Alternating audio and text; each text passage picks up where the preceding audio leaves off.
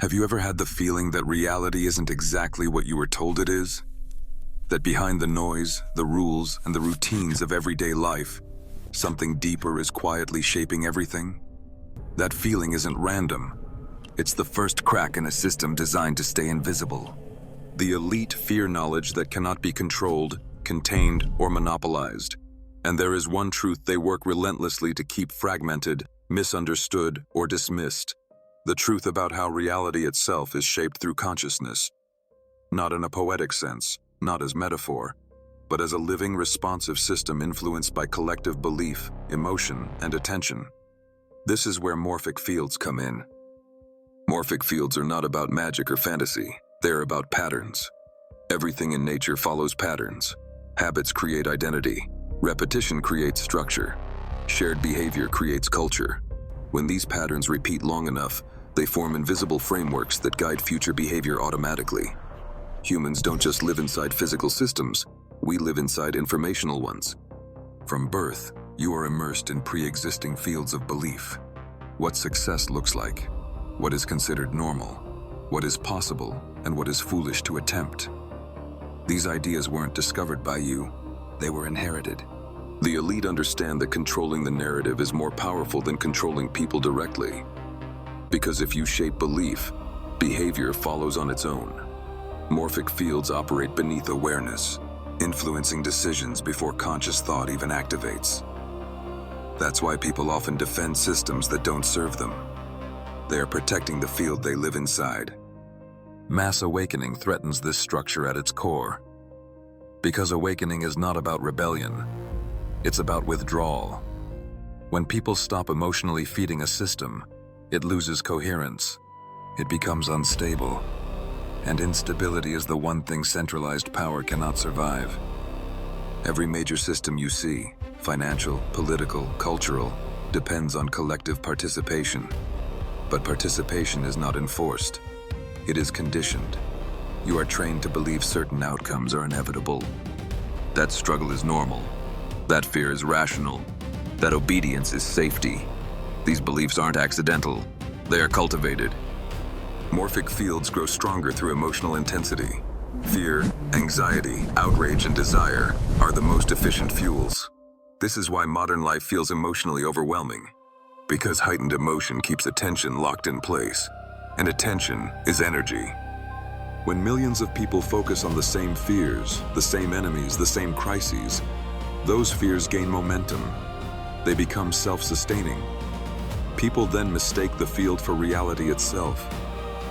This is just how the world is, they say, never realizing they are reinforcing the very thing they feel trapped by. The elite fear mass awakening because awareness interrupts this feedback loop.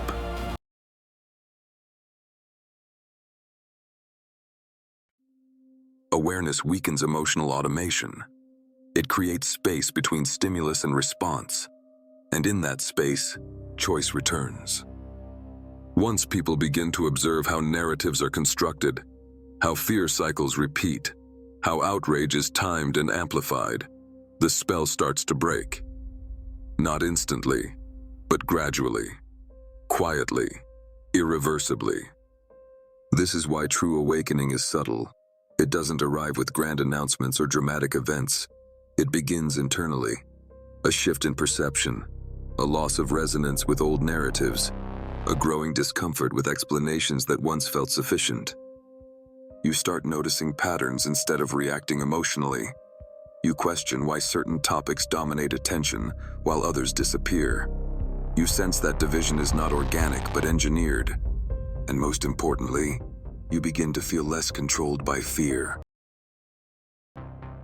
The elite understand that once enough individuals reach this state, the collective morphic field changes. Fear-based systems require constant reinforcement. Without emotional fuel, they weaken rapidly. This is why distraction is endless. Entertainment, outrage, urgency, crisis after crisis. Silence is dangerous for control systems because silence allows reflection. Reflection leads to awareness. Awareness leads to independence. Morphic fields don't just shape societies. They shape identity. Many people believe their limitations are personal, lack of confidence, lack of motivation, lack of ability. But often, these are inherited patterns reinforced by the collective field. You were told who you are before you ever chose. The elite do not fear individuals becoming smarter. They fear individuals becoming self-directed. Because self-directed consciousness does not require permission. It does not wait for approval. It does not rely on authority to define reality. This is why certain ideas are ridiculed instead of debated. Ridicule shuts down curiosity. Curiosity is the enemy of control. If people investigate instead of react, the system loses leverage. Mass awakening does not mean chaos. It means decentralization of influence. It means people reclaiming authority over their own attention. It means fewer minds locked into the same emotional frequency. When that happens, creativity increases, intuition sharpens, fear narratives lose power, and the collective field begins to reorganize. History shows this pattern again and again. Systems collapse not when they are attacked, but when belief in them erodes. When people stop participating emotionally, even the strongest structures dissolve. The elite fear this moment because it cannot be reversed once it reaches critical mass. You cannot unawaken awareness. You cannot force belief once doubt has entered. This is why awakening is often framed as dangerous, irresponsible, or delusional. Understanding that consciousness is not passive, that attention is not neutral, that belief shapes behavior, and behavior shapes systems.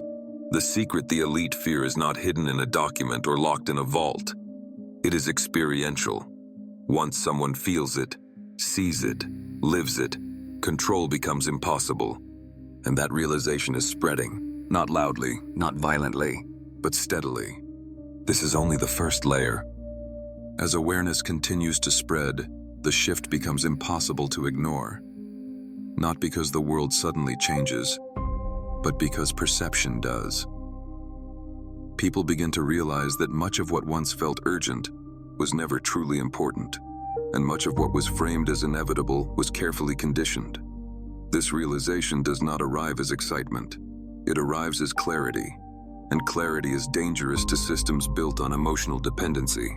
When someone awakens, they do not become rebellious. They become observant. They stop reacting automatically to headlines, narratives, and emotional cues designed to provoke fear or outrage.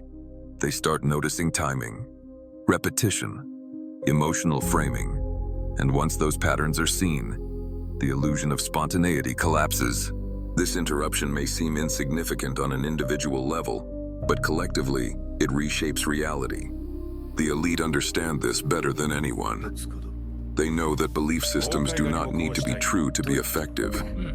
They only need to be emotionally compelling. A population locked into fear, scarcity, or dependency will behave predictably, even if the belief itself is false. This is why fear narratives are recycled endlessly. The details change, but the emotional tone remains the same. Crisis, threat, enemy, urgency. These emotional triggers keep attention locked and cognition narrowed. A fearful mind does not explore. It obeys. This is the paradox of awakening. The harder control is pushed, the more visible it becomes. Morphic fields function through reinforcement loops. Emotion leads to behavior. Behavior reinforces belief. Belief strengthens the field. Awakening breaks this loop by inserting awareness at the beginning. Awareness disrupts emotion. Without emotion, behavior changes. Without behavior, belief weakens. And without belief, the field dissolves. This process is gradual but irreversible. Many people experience this phase as confusion or disillusionment. The world feels unfamiliar, not because it has changed, but because the lens through which it is viewed has. This can feel isolating at first. When you step out of a dominant field, you temporarily lose resonance with those still inside it. This is why awakening often feels lonely.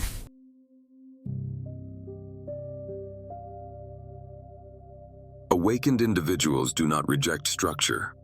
They reject unconscious structure. They participate selectively, intentionally, and with awareness. This fundamentally changes how society functions. Fear-based compliance no longer works. Scarcity narratives lose credibility. Authority must earn respect rather than demand obedience. The elite fear this because their power is not intrinsic, it is relational. It exists only as long as people believe in it. This is why awakening is framed as dangerous or irresponsible. Because those labels discourage exploration. They protect the field by preventing inquiry. Awakening does not spread through argument. It spreads through resonance. Someone hears an idea at the right moment. Something clicks, not intellectually, but intuitively. A sense of recognition arises, and from that moment forward, perception shifts. This is why awakened individuals often struggle to explain what changed. The change is experiential, not conceptual. You don't acquire new information, you lose old illusions. As more people unlearn these patterns, the collective morphic field reorganizes. Cooperation replaces competition. Creativity replaces conformity. Curiosity replaces obedience. This is not utopia. It is maturity. A mature population does not need constant supervision. It does not require emotional manipulation. It does not outsource responsibility for its inner state. The elite fear this maturity because it makes them obsolete. Systems built on unconscious participation cannot survive in an age of conscious observation. The more people observe, the less they react. The less they react, the weaker the system becomes. You may already feel this shift in your own life.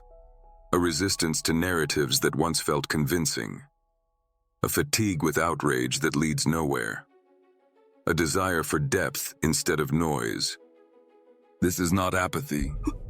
It is discernment emerging. Awakening does not mean disengaging from the world. It means engaging with it consciously. Choosing where attention goes. Choosing what beliefs deserve reinforcement. Choosing what emotional patterns no longer serve you. And when enough people make these choices, reality changes. Not through force, but through alignment. Once you realize you are not trapped inside reality, but participating in its construction, everything changes. You stop waiting. You stop obeying narratives that feel hollow. And that realization is spreading, quietly, relentlessly. If this message resonated with you, do not dismiss it. Sit with it. Reflect on it. And share it with someone who feels the same quiet unease about the world as it is presented. Awareness spreads through recognition, not persuasion. And once enough people recognize how reality is shaped, the system built on unconscious participation begins to dissolve, one awakened mind at a time. This is Meph signing off. Until next time.